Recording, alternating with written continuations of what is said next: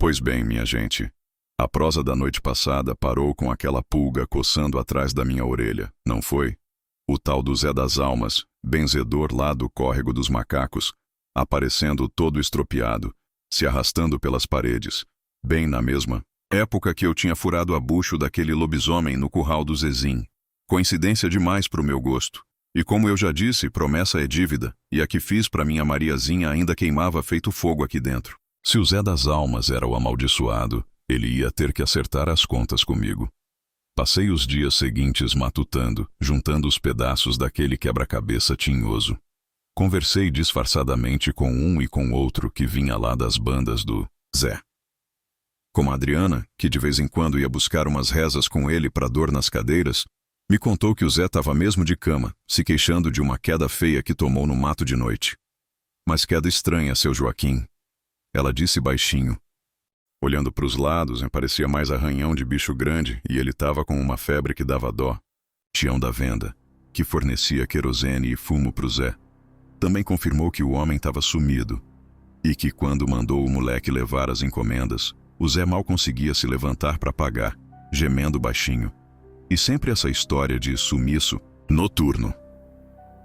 O povo já cochichava que o Zé das Almas tinha uns caminhos esquisitos quando a noite caía, que ia para uns lugares no mato que ninguém se atrevia a chegar perto, nem de dia. Diziam que era para pegar força para reza. Mas agora, com ele ferido daquele jeito, a história começava a ter outra cor, uma cor mais escura, cor de sangue e de maldição. A desconfiança virou quase certeza no meu coração.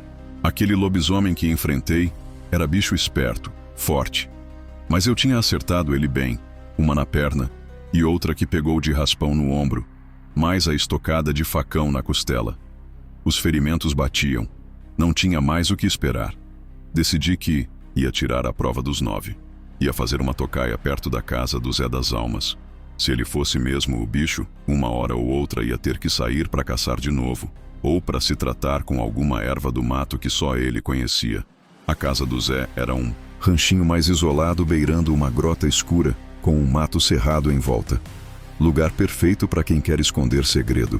Numa noite de lua minguante, daquelas que a gente chama de unha de defunto, que mal clareia o caminho, preparei minhas tralhas. A espingarda cartucheira, bem limpa e azeitada, os cartuchos com chumbo grosso e aqueles poucos batizados com o pó da prata das moedas da minha avó. O facão amolado que cantava fino.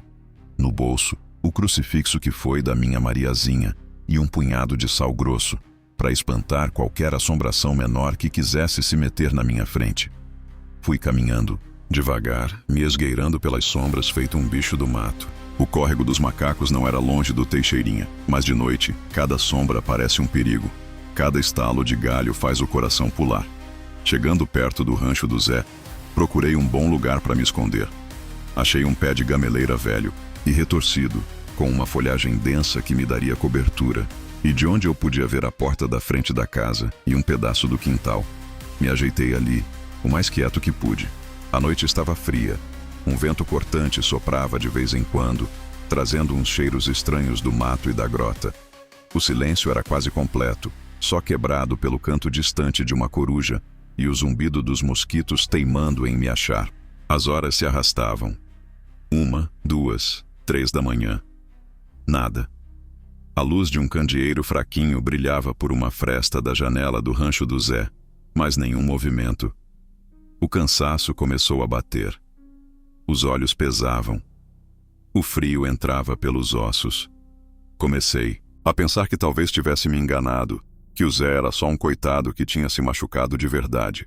Mas a imagem da minha Mariazinha vinha na minha mente, e a raiva e a determinação voltavam com força. Paciência, Joaquim. Eu dizia para mim mesmo. Quem caça bicho tinhoso tem que ter a paciência de uma pedra. Foi quando a noite já ia alta, quase querendo clarear pro lado do nascente, que alguma coisa aconteceu. A luz do candeeiro lá dentro se apagou. Um silêncio ainda maior tomou conta do lugar. Fiquei mais alerta do que nunca, a espingarda firme nas mãos. Demorou um pouco, mas a porta do rancho rangeu devagarinho. E na soleira surgiu a figura do Zé das Almas. Mesmo na pouca luz da lua minguante, eu pude ver que ele estava diferente. mais magro, curvado, andando com dificuldade, se apoiando na parede. Ele parou ali um instante, olhando para os lados, farejando o ar como um animal. Meu coração disparou. Era ele? Seria agora? Zé das Almas deu uns passos cambaleantes para o quintal. Ele gemia baixinho a cada movimento, uma dor que parecia vir de dentro. Ele não parecia o lobisomem feroz que eu tinha enfrentado. Parecia um homem doente, sofrido. Por um momento, a dúvida me pegou. E se eu estivesse caçando um inocente? Mas aí ele fez uma coisa que me gelou a espinha. Ele levantou a cabeça e olhou na direção da grota escura que ficava nos fundos do rancho. E mesmo de longe, eu vi os olhos dele brilharem por um instante com uma luz estranha, uma luz avermelhada, que não era reflexo de nada. Um arrepio percorreu meu corpo. Ele começou a andar devagar, arrastando uma perna na direção daquela grota. Sumiu na escuridão do mato. Fiquei ali, paralisado. O que eu fazia? Ia atrás, esperava ele voltar. E se ele se transformasse lá dentro da grota e voltasse como a fera? A agonia da espera foi quase pior que a luta no curral. Cada minuto parecia uma eternidade. O vento uivava baixinho entre as árvores, parecendo trazer lamentos daquela grota maldita. Eu rezava baixinho, pedindo proteção e clareza. Passou um tempo que não sei medir. Podia ser meia hora, podia ser uma hora inteira. De repente ouvi um barulho de galhos quebrando vindo da direção da grota. Meu corpo todo retesou. Era ele voltando. A figura do Zé das Almas surgiu de novo na beira do mato. Ele ainda andava, com dificuldade, ainda parecia sofrido, mas tinha alguma coisa diferente. Ele parecia um pouco menos curvado, e o brilho nos olhos tinha sumido. Ele voltou para o rancho, entrou e fechou a porta. Pouco tempo depois, a luz do candeeiro acendeu de novo lá dentro. Fiquei ali na minha tocaia até o dia clarear por completo. Os primeiros passarinhos começarem a cantar, anunciando a chegada do sol. Nada mais aconteceu. Zé das Almas não saiu mais. Quando o sol já estava alto, me levantei devagar. O corpo todo doído da noite mal dormida e da tensão. Fui embora dali com mais dúvida do que certeza, mas com uma desconfiança ainda maior. Aquela ida à grota, no meio da noite, aquele brilho nos olhos. Aquilo não era coisa de gente de bem. Não era coisa de quem só estava com dor de uma queda. Eu não tinha visto ele se transformar. Não tinha a prova cabal. Mas meu instinto de caçador, a experiência que a vida dura do sertão me deu, me dizia que ali tinha coisa. Aquele lobisomem que eu feri estava se curando. Talvez com alguma reza braba, alguma erva do capeta que só ele conhecia naquela grota. Voltei para casa matutando. Eu não podia acusar o Zé das Almas sem ter certeza absoluta. Mas também não. Podia deixar ele solto por aí, se fosse mesmo o amaldiçoado. A próxima lua cheia estava para chegar em algumas semanas. E lobisomem, quando a lua chama, não consegue resistir. Decidi que ia continuar de olho no Zé. Disfarçadamente, claro. Ia me preparar melhor. Talvez precisasse de mais prata. Talvez de uma armadilha. Aquele encontro na grota me mostrou que o Zé, se fosse o bicho, era esperto e conhecia os segredos do mato. Não ia ser fácil pegar ele, mas uma coisa eu sabia: a minha caçada não tinha terminado. Ela estava apenas começando a ficar mais complicada, e eu não ia desistir. Pela minha Mariazinha, eu ia até o inferno se preciso fosse para acabar com aquela praga. Mas isso, minha gente, essa preparação para a próxima lua cheia e o que aconteceu com o Zé das Almas. Isso já é história para outro dia de prosa. Por ora, o velho Joaquim aqui precisa descansar a carcaça e botar as ideias no lugar. A noite foi longa. Eita, minha gente, que noite de tocaia, hein? O Zé das Almas lá na grota, aquele brilho esquisito no olhar. Deixou mais dúvida que certeza, né não? A gente viu ele sofrido, mas aquela escapada para a escuridão da grota no meio da madrugada, aquilo não é coisa de quem só caiu no mato. O bicho tá ferido, isso eu sei.